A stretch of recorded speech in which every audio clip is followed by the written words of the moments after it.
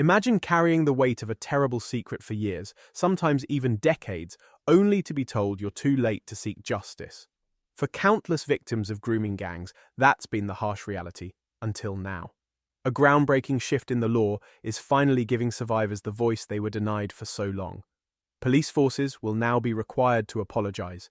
Institutions can no longer hide behind legal loopholes and, most importantly, the time limit for seeking justice has been scrapped. This is a watershed moment in the fight against child exploitation.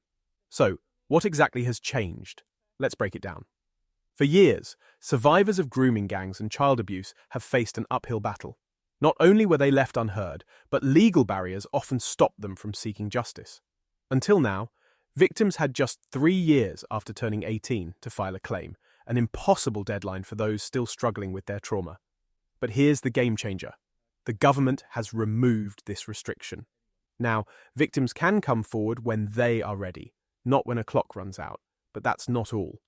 Another major problem? Institutions refuse to apologize, fearing legal repercussions. Schools, care homes, hospitals, even the police, many stayed silent instead of taking accountability. That silence? It ends today. The law has been rewritten to make it clear. Apologizing is not an admission of guilt, but a necessary step in helping survivors heal. Gabrielle Shaw, the chief executive of the National Association for People Abused in Childhood, called this a watershed moment for survivors, acknowledging that true justice isn't just about punishment, it's about healing.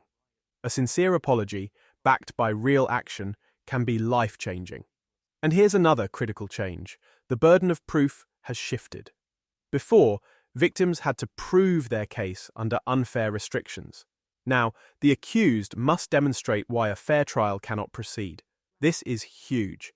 It puts power back where it belongs, with the survivors. This is more than just legal reform.